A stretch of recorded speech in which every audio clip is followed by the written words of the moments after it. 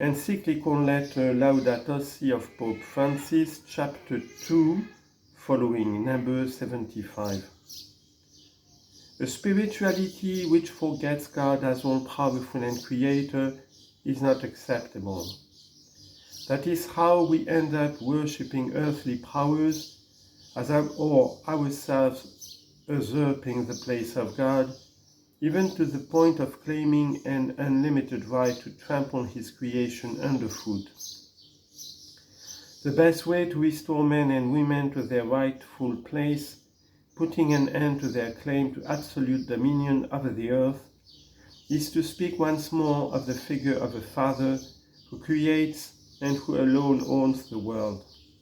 Otherwise, human beings will always try to impose their own laws and interests on reality. 3. The mystery of the universe. In the Judeo-Christian tradition, the word creation has a broader meaning than nature, for it has to do with God's loving plan in which every creature has its own value and significance.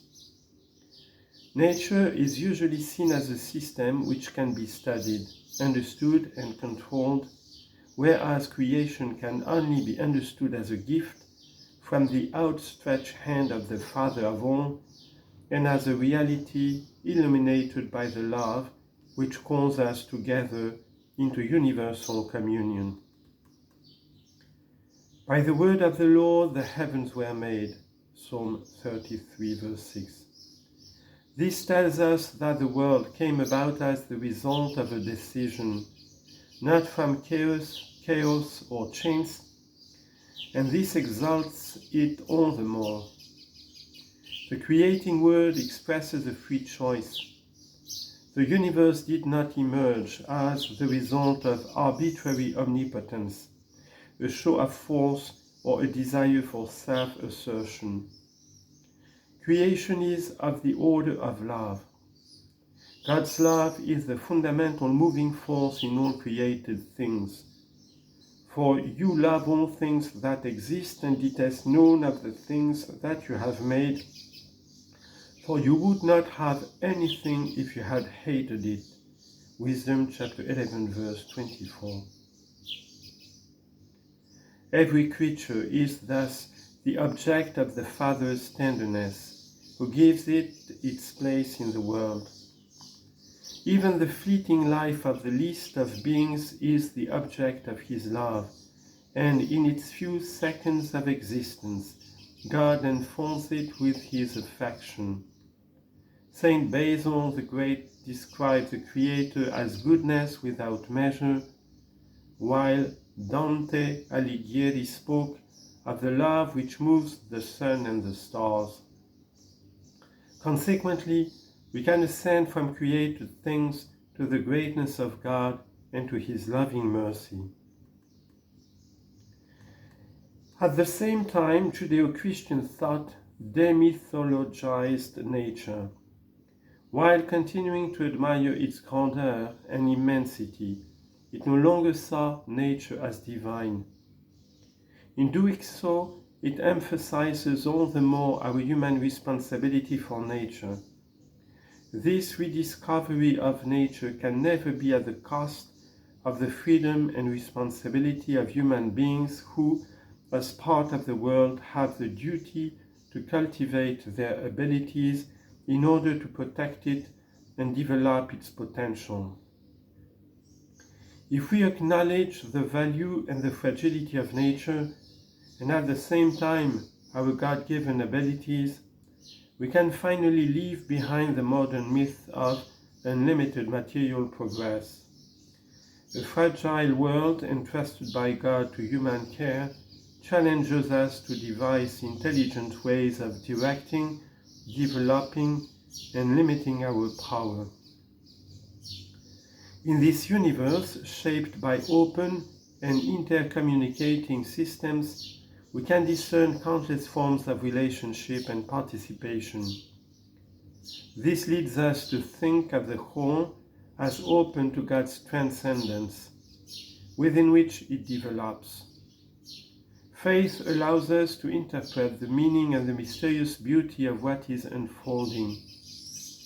We are free to apply our intelligence towards things evolving positively or towards adding new ills, new causes of suffering, and new setbacks. This is what makes for the excitement and drama of human history, in which freedom, growth, salvation, and love can blossom, or lead towards decadence and mutual destruction. The work of the Church seeks not only to remind everyone of the duty to care for nature, but at the same time, she must above all protect mankind from self-destruction. Yet, God, who wishes to work with us and who counts on our cooperation, can also bring good out of the evil we have done. The Holy Spirit can be said to possess an infinite creativity proper to the divine mind, which knows how to loosen the knots of human affairs, including the most complex and inscrutable. As said St. John Paul II. Creating a world in need of development, God in some way sought to limit himself in such a way that many of the things we think of as evils, dangers, or sources of suffering are in reality part of the pains of childbirth, which he uses to draw us into the act of cooperation with the Creator. God is intimately present on each being, without impinging on the autonomy of his creature, and this gives rise to the rightful autonomy of earthly affairs. His divine presence, which ensures the subsistence and growth of each being, continues the work of creation. The Spirit of God has filled the universe with possibilities, and therefore, from the very heart of things, something new can always emerge. Nature is nothing other than a certain kind of art, namely God's art, impressed upon things, whereby those things are moved to a determinate end. It is as if a shipbuilder were able to give timbers the wherewithal to move themselves to take the form of a ship.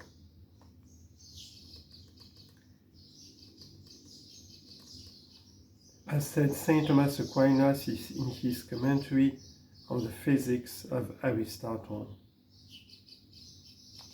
Human beings, even if we postulate a process of evolution, also possess a uniqueness which can be fully explained by the evolution of other open systems.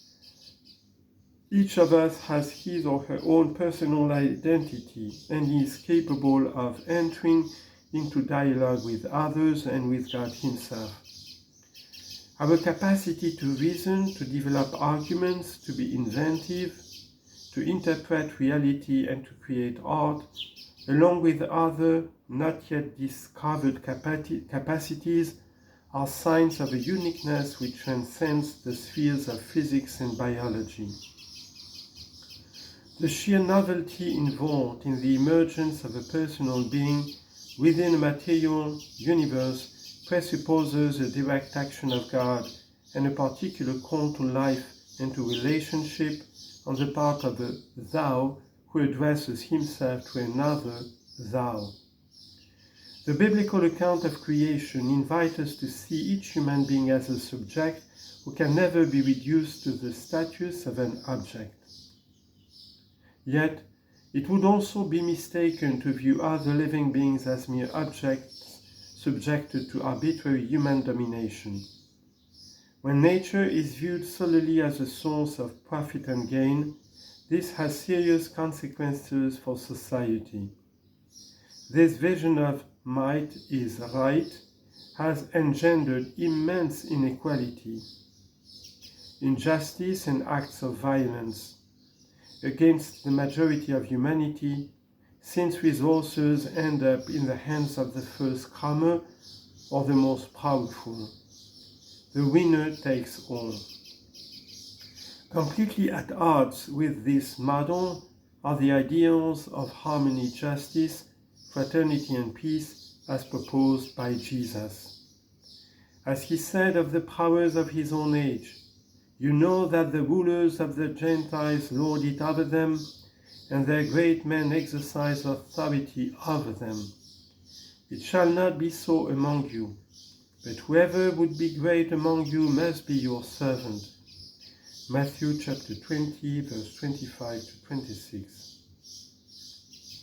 The ultimate destiny of the universe is in the fullness of God, which has already been attained by the risen Christ, the measure of the maturity of all things. Here we can add yet another argument for rejecting every tyrannical and irresponsible domination of human beings over other creatures.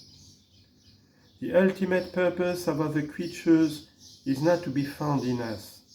Rather, all creatures are moving forward within us and through us towards a common point of arrival, which is God, in that transcendent fullness where the risen Christ embraces and illumines all things. Human beings endowed with intelligence and love and drawn by the fullness of Christ are called to lead all creatures back to their Creator.